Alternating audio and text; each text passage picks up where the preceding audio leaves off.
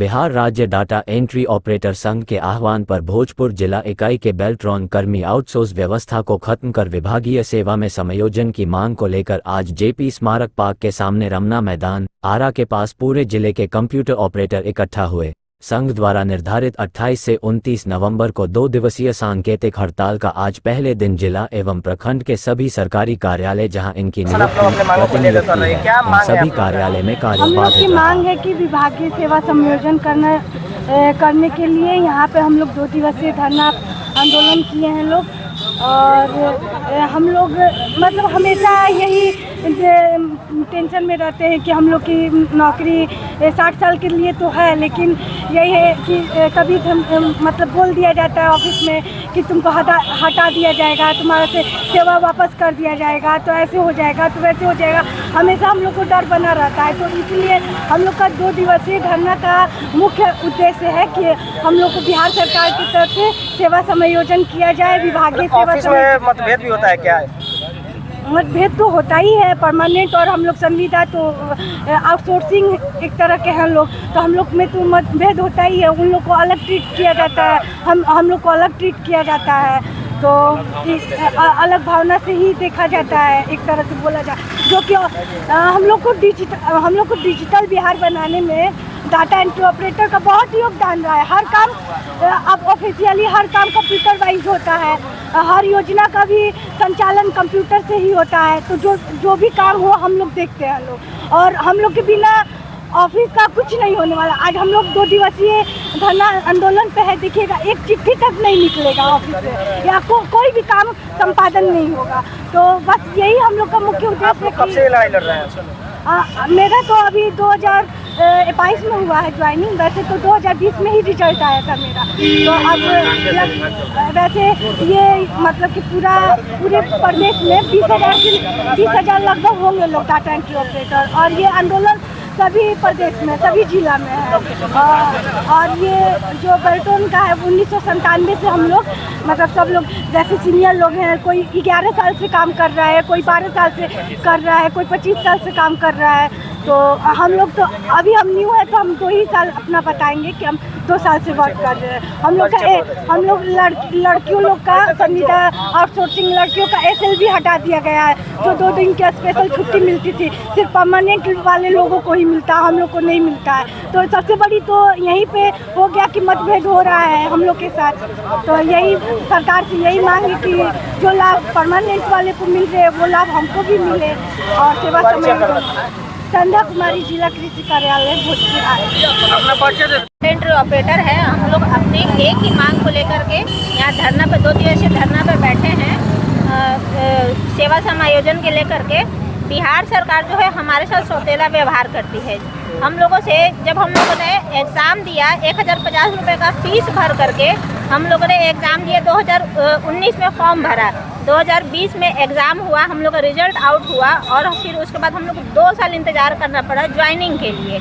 और TCS जैसी संस्था से हम लोग का रिटन एग्ज़ाम लिया गया और टाइपिंग टेस्ट लिया गया, फिर भी हम लोगों को एक आउटसोर्सिंग का ज्वाइनिंग दे करके हम लोग के ऊपर एक धब्बा बनाया गया, जिसको कि हम लोग खत्म करना चाहते हैं। और हम लोग एक ही मांग है सेवा समायोजन। आउटसोर्सिंग से आप लोग हैं, तो आखिर समस्या क्या आ रही है आप लोग को? समस्या ये है कि अगर हम लोग से एक बिहार सरकार के जिस प्रकार से कर्मचारी के हिसाब से मतलब जैसे एग्ज़ाम लिया जाता है, तो हम लोगों को वही लाभ प्रदान किया जाए, यही हमारी मांग है।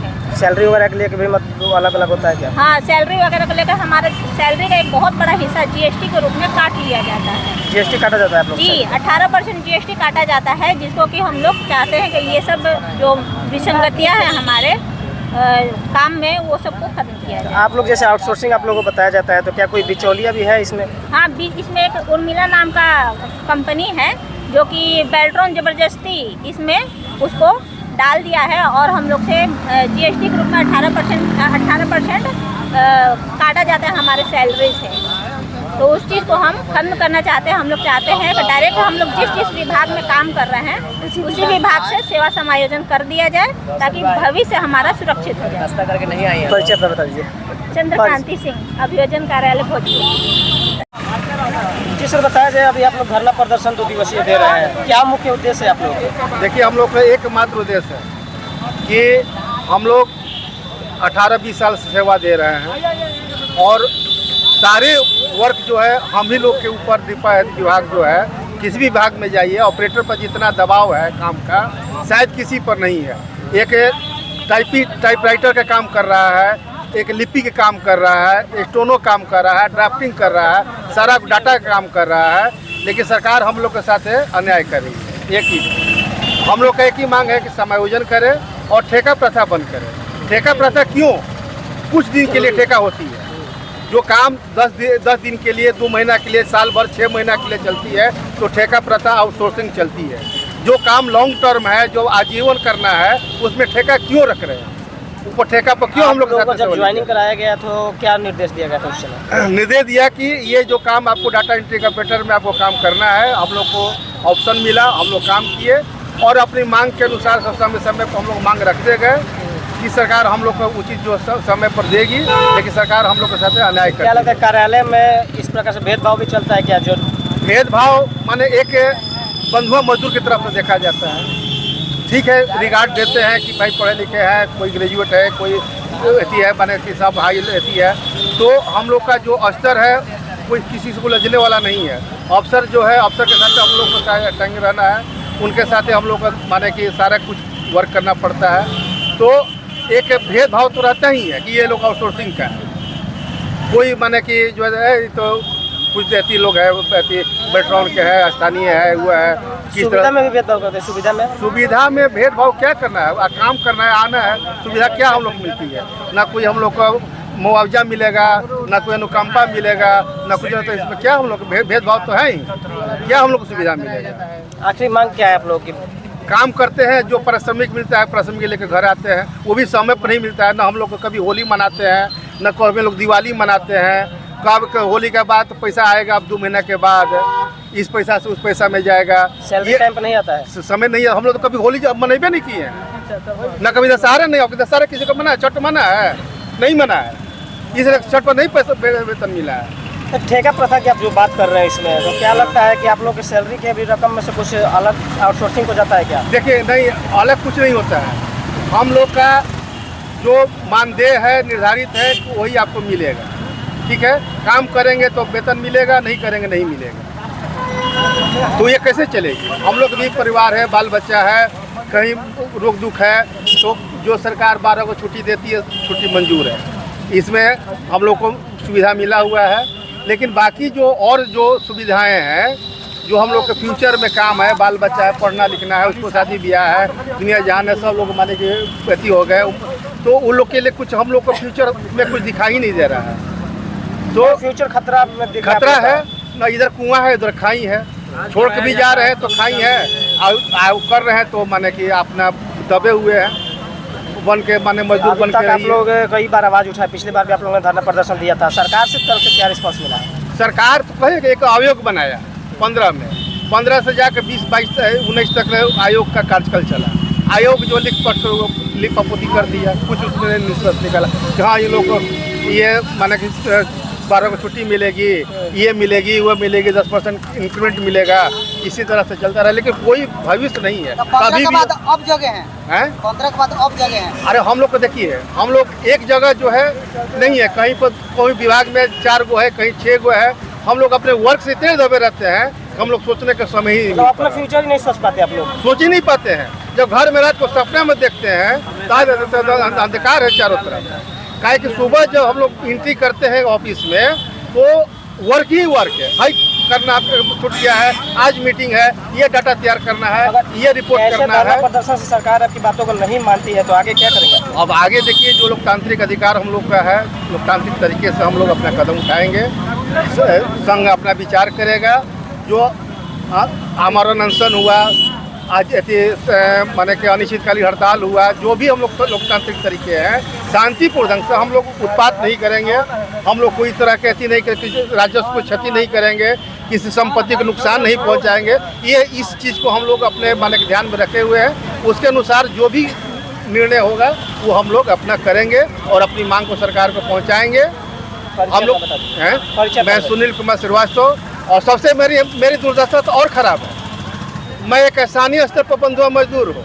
मेरा जो स्किल सुनिएगा तो आपको आश्चर्य होगा, कितना आप कैसे काम कर रहे हो।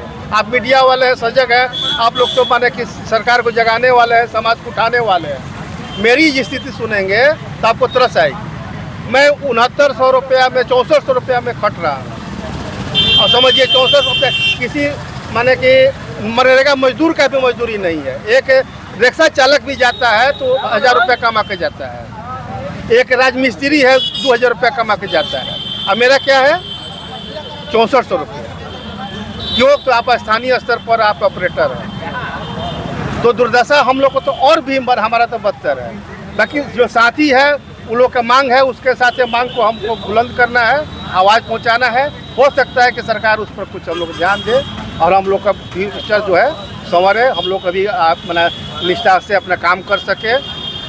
सरकार और देश के राज्य के विकास में हम लोग अपना योगदान दे रहे हैं, उसको और हम लोग ऊर्जा के साथ देते रहें। धन्यवाद। धरना आप लोग दे रहे हैं उस मुद्दे को लेकर, क्या आखिरी मांग है आप लोग का? हमारी मांग सिर्फ एक ही है, विभाग में हमारा सेवा समायोजन हो जाए। क्योंकि हम पिछले 25 वर्षों से सरकार के विभिन्न जो कार्यालय हैं उनमें हम ऑनलाइन ऑफलाइन काम करते हैं और हम जो काम करते हैं हमारा सेवा अभी भी जो है सिक्योर नहीं है। कहने को 60 साल है, लेकिन उसमें तथ्यात्मक टिप्पणी जोड़ दी गई है कि वो टिप्पणी अगर निगेटिव मिलेगा तो आपको सेवा को हम वापस कर सकते हैं। और ये डर हमारे लिए जो है बहुत खतरा वाला चीज़ है और हम चाहते हैं कि ये चीज़ हमारे यहाँ से हट जाए। हम 60 साल बेफिक्र काम करें, विभाग में हमारा एडजस्टमेंट हो जाए और हमारा जो सेवा सुरक्षा जो है जो उसके लिए हम चिंतित रहते हैं। हम घर जाते हैं, रोज़ हमारा टेंशन रहता है कि हमारे ऑफिस में क्या हो गया नहीं होगा, उससे हम बचे रहेंगे। ये तो पिछले बार भी आप लोगों ने धरना प्रदर्शन किया था, काफ़ी समय से लड़ाई लड़ रहा है, क्या सरकार से रिस्पॉन्स आ रहा है अभी तक? हमने चूँकि चरणबद्ध तरीक़ा से कार्य कर रहे हैं, अपना आंदोलन कर रहे हैं और हमारा ये आंदोलन का ये रूप है कि हम विभिन्न चरण में आंदोलन को करते हैं। पहले हमने धरना दिया, फिर हमने काला बिला लगाया, 1 सप्ताह लगाया अपने कार्यालयों में। हमने पदाधिकारी को अवगत कराया कि सर हम आपसे इतना ही मांगते हैं कि हमारा एडजस्टमेंट जो है विभाग में हो जाए और अभी तक नहीं हुआ है। इसके चलते हम लोग मजबूर हैं कि 2 दिन हम लोग धरना देंगे। अगर इसके बाद ये सरकार हमारी मांग को नहीं मानेगी तो हम क्षमा चाहते हैं सरकार से। हम मजबूरी बस अनिश्चितकालीन हड़ताल पर चले जाएंगे, अनलिमिटेड स्ट्राइक पर चले जाएंगे और इसकी सारी जवाबदेही जो है वो राज्य सरकार की होगी। ये समस्या सिर्फ भोजपुर वासियों के, ये पूरे प्रदेश की है, पूरे प्रदेश से ये हमारे राज्य सरकार के जो भी कार्यालय हैं, सचिवालय, निदेशालय, कमिश्नरी, प्रखंड, जिला पंचायत, सारी जगह पे अभी हड़ताल चल रहा है। तो कितने लोग होंगे भोजपुर में अभी? भोजपुर में करीब 200 लोग हैं और सब लोग हड़ताल पे हैं। कुछ लोग रास्ते में आ रहे हैं, कुछ लोग जो हैं यहाँ पहुँच चुके हैं और कुछ लोग हैं जो बोले हैं कि हम काम बिल्कुल नहीं कर रहे हैं, हम लोग मॉनिटरिंग कर रहे हैं। क्योंकि सरकार को एहसास होना चाहिए कि इन लोग को हड़ताल पर जाने के कारण हमारा कार्य बाधित हो रहा है। परिचय अपना बता दीजिए। चित्तरंजन चौहान, जिला सचिव भोजपुर।